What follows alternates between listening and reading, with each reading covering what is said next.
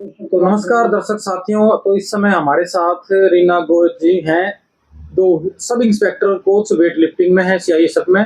तो आज हम उनसे सवाल करेंगे। सबसे पहले रीना जी ये बताइए कि आपने कैसे शुरुआत करी वेट लिफ्टिंग की और क्या कहाँ से आपने प्रेरणा मिली? मैं जी, गांव है मेरा चिमनी।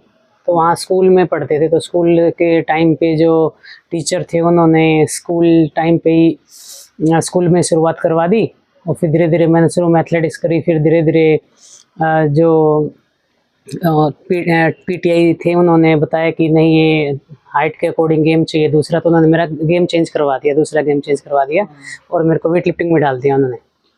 हाल कई बार देखा जाता है कि परिवार भी खासकर लड़कियों को गेम की तरफ नहीं भेजते।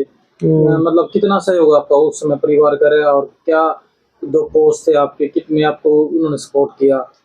मेरे को जब मैं इस उसमें खुशकिस्मती रही हूँ कि मेरे को शादी से पहले भी मेरे परिवार का, मम्मी पापा का काफ़ी सहयोग मिला और शादी के बाद भी, इधर आने के बाद भी ससुराल पक्ष से भी काफ़ी सहयोग मिला मेरे को।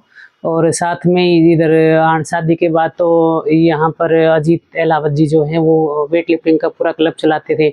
तो उनकी मार्गदर्शन में आके मेरे को काफ़ी अच्छा सहयोग मिला। और साथ के साथ में जैसे जो भी ज़रूरत होती थी वेट लिफ्टिंग की, किसी जगह का कोई सिलेक्शन हो या कोई किसी भी तरह की कोई भी मतलब सुविधा थी, वो मेरे को टाइम टू टाइम मिलती गई। वो कहते हैं ना, लड़कियों को शादी के बाद जिम्मेदारियां उनकी बढ़ जाती हैं और बहुत सारे जिम्मेदारियों के बीच में आपने इतना अचीवमेंट करी। कैसे आपने आपको मैनेज कर पाए? अभी वेट लिफ्टिंग करनी भी है और परिवार की जिम्मेदारी भी संभालनी है, समय बहुत कम रह जाता है इस समय में। कैसे आप उसी चीजों को मैनेज कर पाए? ये तो मतलब वैसे मुश्किल नहीं है, लेकिन थोड़ी सी मेहनत ज़्यादा करनी पड़ जाती है। जैसे पहले शादी से पहले और बच्चे से पहले मेहनत कम होती है, और शादी के बाद फिर वो डबल मेहनत हो जाती है, और बच्चा होने के बाद तो और भी ज़्यादा डबल मेहनत हो जाती है। तो अपने लिए समय ही नहीं बचता, परिवार के लिए, बच्चों के लिए, और फिर ऊपर से टीम के लिए मतलब समय निकाल के एक अच्छे से एडजस्टमेंट करना पड़ता है शेड्यूल वाइज। तो आप वेट लिफ्टिंग में कहाँ तक आपने पोजीशन हासिल करी? मैंने इंटरनेशनल लेवल तक मेडल जीते हैं वेट लिफ्टिंग में। मैंने 15 बार देश का प्रतिनिधित्व किया है, और मैंने राष्ट्र स्तर पे भी 13-14 बार नेशनल चैंपियन मेडल प्राप्त किया है।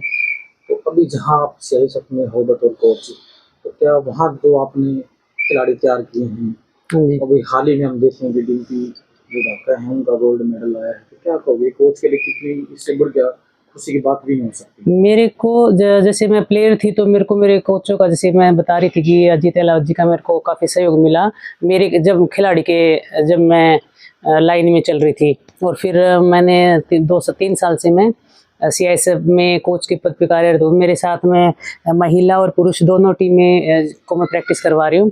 और अपने इधर मैम में डिम्पी ढाका है एक लड़की, और रेशमा गोयत है, वो भी अभी मेरे साथ टीम में है, मैं उनको कोचिंग दे रही हूँ। तो दोनों ने ही गोल्ड मेडल प्राप्त किए हैं वहाँ पर। और बड़ी मतलब खुशी होती है कि मैं भी जब प्लेयर थी तो उस टाइम भी मैंने भी गोल्ड मेडल प्राप्त किए, और अब मैं कोच बन गई तो मेरे जो स्टूडेंट्स हैं वो भी गोल्ड पे गोल्ड मेडल ला रहे हैं। तो मेरे लिए बड़ी ही खुशी का पल होता है ये। लड़कियां जो हैं स्पोर्ट्स की तरफ आजकल देखते हैं बहुत कम, या तो वो जा पा रही हैं या उनको इतना सपोर्ट नहीं मिल पा रहा। लेकिन आपने जो इतनी बड़ी उपलब्धि हासिल करी, तमाम चीज़ों को दरकिनार करते हुए, हर हालातों से पार पाते हुए आपने बड़ी उपलब्धियां हासिल करी। आज की यंग जनरेशन चाहे खासकर उन लड़कियों को क्या मैसेज देना चाहोगे? देखो, मैं मैसेज देना चाहती हूँ कि अपनी लाइफ में मेहनत करना ज़रूरी है, चाहे वो खेल के क्षेत्र में हो, चाहे वो पढ़ाई के क्षेत्र में हो। बिना मेहनत के तो कुछ मिलता ही नहीं है। और स्पेशली लड़कियों को तो लड़कों की कंपैरिजन ज़्यादा मेहनत करनी पड़ती है, क्योंकि वो अगर वो खेल में जाती हैं तो वो वैसे भी कमज़ोर होती हैं। और मतलब लड़कों के कंपैरिजन तो उनको ज़्यादा मेहनत करके और वो मुकाम हासिल करना होता है। मुश्किल नहीं है, लेकिन थोड़ी मेहनत ज़्यादा करनी पड़ेगी उसके लिए आपको। और मतलब मैं तो चाहूँगी कि वेट लिफ्टिंग खेल में स्पेशली ज़्यादा से ज़्यादा लड़कियाँ आएँ और वो अपना अच्छे से मेहनत करें, अपने आप को निखारें। ज़रूर वो एक दिन सक्सेस होंगी अगर वो मेहनत से करते रहेंगे तो। कहते हैं ना कि वेट लिफ्टिंग गेम जो है बहुत हार्ड गेम माना जाता है, तो काफ़ी इंजरीज इसमें होती हैं और बहुत सारी चीज़ें आपको देखनी पड़ती हैं। तो क्या कभी भी इन चीज़ों से या इन हालातों से आपका भी सामना हुआ कोई ऐसे कि अब तो चलो छोड़ देते हैं, इंजरीज हो गई हो या कैसे भी, कभी ऐसा कोई दौर आया आपके बीच में? देखो मैंने 2019 में मैं गेम मैंने किया, नेशनल चैंपियन बनी मैं। उसके बाद मैं एशियन गेम्स के लिए मैं कैंप में चली गई और वहाँ जाके मेरे को नी में इंजरी आ गई। ऐसी इंजरी आ गई कि बिना सर्जरी के मेरा काम चलना मुश्किल हो गया। तो मैंने लेफ्ट नी मेरी ज़्यादा दिक्कत हो गई। मैंने सर्जरी कराई उसकी और नहीं आया, वो सेट नहीं आया सर्जरी के बाद भी। फिर डॉक्टर्स ने बोला कि एक और सर्जरी कर देते हैं हम इसकी। तो उसके चलते ना धीरे धीरे करके मेरा गेम डाउन आ गया और छोड़ दिया, मतलब छूट गया मेरा गेम, बिल्कुल ही छूट गया। तो कहीं ना कहीं मेरे को जो कोच बनने का जो एक तरीके से आप मान सकते हैं कि जो कोच बनने मैंने जो डिसीजन लिया, वो कहीं ना कहीं मेरी कमी परफॉर्मेंस उतनी उभर के नहीं आ पाई थी तब तक। तो इसलिए मैंने कोच बनने का डिसीजन लिया और फिर सोचा कि कहीं ना कहीं कोई प्लेयर तो मेरे को ऐसा मिलेगा जिसको मैं जो मेहनत करना चाहेगा और मैं उसको अच्छे से मेहनत करा के जो मुकाम मैंने हासिल नहीं किया वो मैं उस प्लेयर का साथ दूँ और वो उस हासिल करे।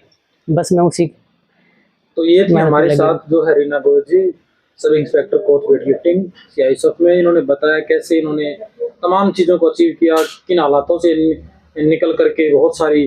तो आप ये कह सकते हैं कि हम भी कह सकते हैं कि एक प्रेरणा का स्रोत है आजकल लड़कियों के लिए, यंग लड़कियों के लिए जो गेम्स में या फिर कहीं भी एजुकेशन में कहीं भी किसी भी फील्ड में वो हैं, तो वो कैसे अपने आप को एक हाई मुकाम पे ले जाके जा सकती हैं। तो आपका बहुत बहुत धन्यवाद जी, आप हमारे साथ जुड़े। तमाम दर्शकों को धन्यवाद।